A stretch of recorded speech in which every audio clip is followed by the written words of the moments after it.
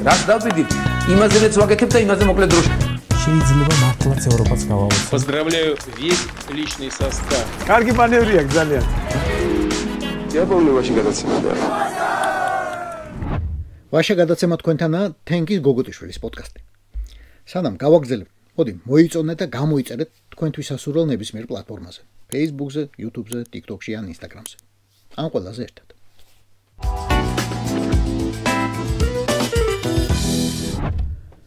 ყველაზე მშვიდობიანი რელიგიის მიმდევრები ვინ არიან? კაი, გამოკითხო რომ ჩავატაროთ მსოფლიოში ქრისტიანებიც, მუსლიმებიც, იუდეველებიცა და ფრინავი მაკარონის კულტის მიმდევრებიც აუცილებლად გეტყვიან რომ ინდუისტები. ახლა ვნახოთ ინდუისტები დღეს.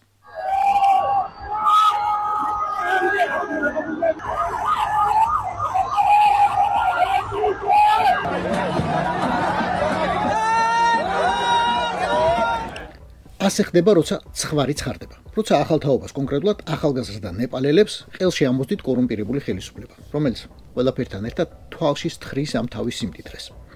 და იმიშიშით, რომ საიდანმე რაიმე საშიში გამოცდილება არ გადმოიტანონ, უბლოკავს მედიას, სოციალურ ქსელებს. შიდა პოლიტიკური ვითარების გარჩევით ვინმე სხვა მოგაბეზროთ თავი, მე მხოლოდ მოკლე ფაქტებს გეტყვით. მთავრობის მიერ ნეპალის საინფორმაციო იზოლაციას გამოსვლები მოყვა. ეს ვიცით. გამოსვლებს ძალადობა. დაიღუპა ათობით პროტესტანტი. ეგ იყო მომენტი, როცა ეს მშვიდობიანი ხალხი მართლა გაბრასდა. 2 დღეში დაწვეს პარლამენტი, პრემიერისა და პრეზიდენტის სასახლეები. მერე კი სახლებში, ანუ პირად სასახლეებში მიუვარდნენ და ისიც გადაბუქეს. ცხვარივით უვნებელმა ნეპალელებმა. ეს გაკვეთილი მათ, ვისაც საკუთარი ნაპარი ბიუჯეტის ხარჯზე ნაშოვნი, ჩაწყობილი ტენდერებით მიღებული ერთ ლარად თუ ერთ რუპიად შესყიდული ქონების მარადიულობისა და აბსოლუტური ხელშეუხებლობის ასჯერა. ნებისმიერ სხვა ქვეყანაში. და გონია რომ ხალხი ამ დონეზე არ გაბრაზდება. გაბრაზებულ ნეპალელებს ფორმალური ლიდერი არ ყავთ. ესეც გაკვეთილი. ზოგ-ზოგი ერთებივით, მაგრამ მალე მოახერხეს ორგანიზება და ალყაში მოაქციეს კატმანდუს საერთაშორისო აეროპორტი, რომელიმე ბობოლა ქოცი, ბობოლა ნეპალელი არ დაგვისხლტეს ხელიდან. ყველას პასუხი უნდა ვაგებინოთ და არავის არაფერი შერჩება. ოჯახებიანადო. ამ ცხვარივით ხალხმა. მერე წავიდნენ და გახსნეს ციხეების გარეთ. პატიმრები გარეთ გამოვიდნენ და ბადრაკს რა დღე დაადგა, ჯობია არ ვიკითხოთ. მერე წავიდნენ და ერთიანად გადაბუგეს პოლიციის შენობები. პოლიციელებს, ვინც ხელში მოხვდა და არ დანებდა, რა მოხვდა და რამდენი ჯობს არც ეგვიცოდათ. ხვალდაზე რას იზამენ და რა იქნება, არავინ იცის. გითხარით, რომ ლიდერი არ არსებობს. არის შანსი აღადგინონ მონარქია, რომელიც 2008 წელს თვითონ გააუქმეს. ან არ აღადგინონ. რაც ნაღდია, ნეპალელ ჩინოვნიკებს კიდევ ბევრი წელი ძალიან შეეშინდებათ ბიუჯეტში ხელის ფათული. ლამბორგინიც სრიალი, ცოლებისთვის ტყეების ჩუქება, შვილების ტარება, ჩარტერული რეისები და ბევრი სხვა რამ. რაც ადამიანებს არსად არ მოსწონთ, არც ნეპალში და არც. რატომ გამწვავდა ასე? რატომ არ შენელდა პროტესტი, მაშინაც კი, როდესაც დემონსტრანტებმა საწადელს მიაღწიეს და პრემიერმა ჯერ მთავრობა დაითხოვა, შემდეგ კი თავად გადადგა. ზუსტად იმიტომ, რომ ქვეყანაში დაბლოკილი იყო მედია, სოციალური ქსელები და ინფორმაცია ვერ ვრცელდებოდა. და ესეც მხოლოდ გაკვეთილი იმათვისაც ძალიან მალე შეიძლება მოუწიოს ძალაუფლების დათმობა. ამბის გამომტანი მაინც დაიტოვეთ ხალხო. ამბის გამომტანი.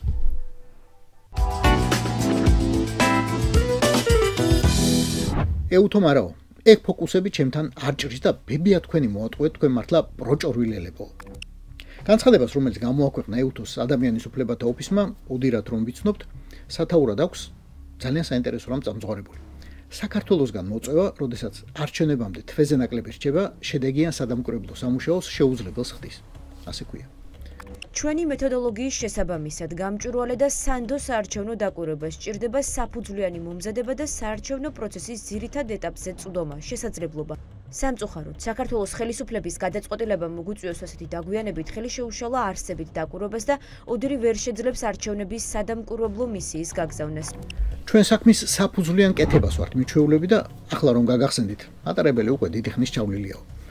და აქვე კიდევ უფრო საინტერესო წინადადებას ამატებს. ამის მიუხედავად, იმედი გვაქვს.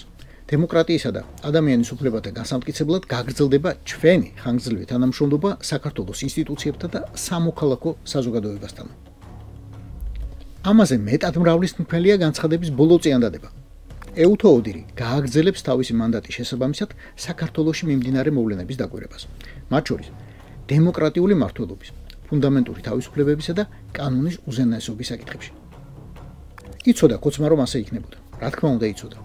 როცა ჯერ თქვა არ ვიწევო, მერე თქვა მაინც მოვიწევო დამკვირვებლად. პასუხი ორივე შემთხვევაში წინასწარ არ ჰქონდა დაწერილი. როგორც აი კალათბურთის ფედერაციას საფრანგეთთან თამაშამდე.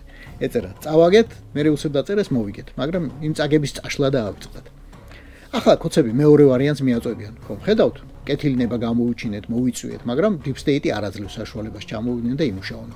საერთოდ არ აინტერესებთ ქართული დემოკრატიაო, მათთვის მთავარი მეორე ფრონტის გახსნაა და ბლა ბლა ბლა.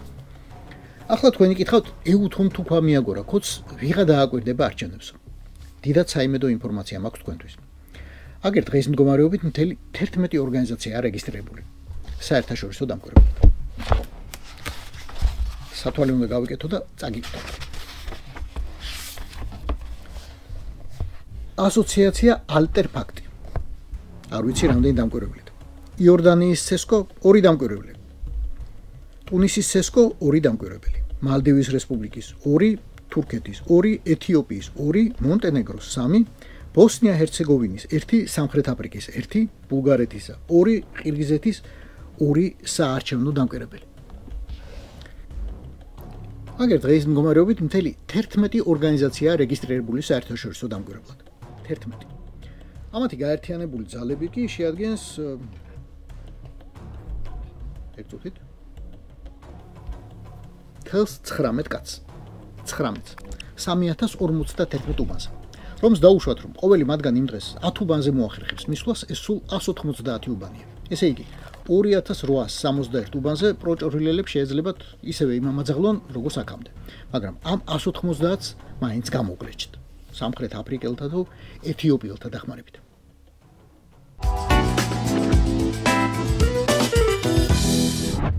ხომ წაიგითხეთ რამდენიმე დღის წინ გორის საკრებულოს პროჭორილელი თავმჯდომარის ღლიჭინი. აი ღლიჭინი, მადლობა რუს რომ შემოვიდა გორში 2008 წელს, თორემ მიშას ხულიგნები ძარცვავდნენ ქალაქსო.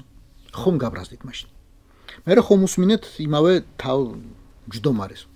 არ მithქვამს ეგენი და New York Times-მა დამიმახინჯა ინტერვიუ. მე ხომ დაფიქრე, რა ვიცი, იქნებ მართლა არ უთქვამს და ტყუილად ვაგინებ მკვდარზე ცოცხალს ამ კაცო. ხო და ახლა სხვა კაცი წამოგიშველათ. სხვა მედიით უკვე რუსული საინფორმაციო პორტალით News.ru. ტრისტან წითელაშვილმა 2 დღის წინ ამ სააგენტოს ინტერვიუში 2008 წლის ომის მთელი სტრატეგიული ჩანაფიქრი გაუმხილა. საქართველოს ყოფილი პრეზიდენტი სააკაშვილი 2008 წელს ოსების გენოციდს ამზადებდა და მხოლოდ რუსების ჩარევამ გადაარჩინა ისინი. ვინც იცის ტრისტან წითელაშვილი, ბევრი კითხვა ალბათ არ გაუჩნდება. ვინც არ იცის, პირველ რიგში იკითხავს ამან საიდან იცისო.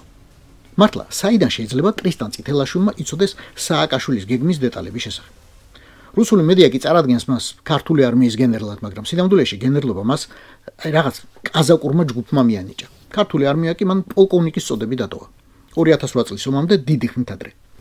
ამ ომის შემდეგ იჯდა ციხეში, რუსეთის სასარგებლო ჯაშუშობის ბრალდებით. 2013-ში კი, რა თქმა უნდა, გამოუშვეს. დღეს ყველაზე ხშირად სეზონი TV სტუმარია. მიხვდით ხო?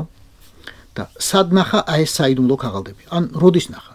ფაილები, რუკები, ვინა ჩვენა? როგორ დაადასტურებს? არც როგორ. ისევე როგორ დავით რაზმაძე არ დაადასტურებს არასდროს, რომ გორს ქართველი ჯარისკაცები ძარცვავდნენ, მაგრამ ქონდა დავალება და თქვა. სიტყვა გაიტანა ამერიკაში და ახლა წადის დიე და ამტკიცე რაც გინდა. იგივეა ტრისტან წითელაშვილის შემთხვევაშიც. უბრალოდ რუსებს ძალიან მოსწონს და ძალიან სჭირდებათ, რომ ტერმინი გენოციდი ქართველებს მიაბან. თან ამას თუ ქართველი სახელით იზამენ, თქვათ უკეთესი. და ამ ქართველს კიდევ გენერალს თუ მიაწერენ, საერთოდ გადასარევი. News.ru მკითხველებიდან ახლა რამდენი დაიწყებს გარკვევას ვინაა წითელაშვილი, რომელ წლებში მსახურობდა და რა წვრთნობა ჰქონდა საიდუმლოებთან. გენერალია, ომზე ლაპარაკობს, ესე იგი იცის. ბევრ შეიძლება არ გაგიგიათ, რომ იმავე ტრისტან წითელაშვილს ეყრდნობა რუსული ბრალდება 2014 წლის ზამთარში კიევის მაიდნის მონაწილეთა ქართველი სნაიპერების მიერ დახვრეტის შესახებ. იქაც მთავარი სააკაშვილია, რა თქმა უნდა და მაიდნის ლიდერები სხვა. ძალიან მოსახერხებელი ვერსიაა, რომ ეგრეთ წოდებული ზეციური ასეულის მკვლელობის ტვირთი რუსებსა და იანუკოვიჩის ბერკუტს მოხსნა და მომიტინგეებს უეხკიდო. Снайперы из Грузии. Такое сенсационное заявление сделал генерал грузинской армии, бывший командир батальона «Пантера» Тристан Цитилашвили. მერე იყო ცნობილი ამბავი, როგორ შეიყვანა მინდია ჯანელიძემ, მინისტრმა, საიდუმლო ობიექტზე და როგორ გადააღებინა ფოტოები, რომელსაც როგორც ამბობენ, მერე რუსებს გადასცემდა. გამოძიება დაიწყო და არაფერი. 2023 წელს წითელაშვილმა ირაკლი ღარიბაშვილისთვის ნობელის პრემიის მინიჭება მოითხოვა. ახლა ალბათ კობახიძეს წარადგენს, ხვალ კიდევ სხვას, ვისაც რუსი დადებს იმავე სავარძელში. თავარია, როგორც ამბობს, რომ რუსეთმა გადაარჩინა ოსეთი, იმავდროულად კი გადაარჩინა საქართველოს სააკაშვილისგან. ეს პატარა დეტალია, მაგრამ რუსისთვის ძალიან გასახარი. როცა ვინმე ქართველ გენერლად წოდებული და წარდგენილი, ცალკე ოსეთს იხსენიებს, ცალკე საქართველოს. წითელაშვილი, რაზმაძე, წულუკიანი, კალაძე, რიჟვაძე, ღობეგლეჯიაშვილი თავისთავად შეიძლება მავნებლები არიან. ოღონდ რეალური საგინებელი მაშინაც და ახლაც სხვა კაცია. ჩამძახებელი ისაა, ამომძახებლები ესენი. ოღონდ თავისი ჩამძახებელი იმასაც ყავს. აი, იმას აგინეთ და იმას ელოდეთ. შემდგომი ნაბიჯი იქნება პუტინი ჩამოვა თბილისში აგრეს. სალაპარაკოთ ჩვენ მთავრობასაც. აფხაზეთისა სამაჩაბლოს საიდან გაქვთ ეს? მაქვს, შევხვდე პუტინსა ველაპარაკე. როდის ჩამოვა პუტინი? ვესაუბრებ პირადად, ძალიან მალე. როდის ეს? ძალიან მალე.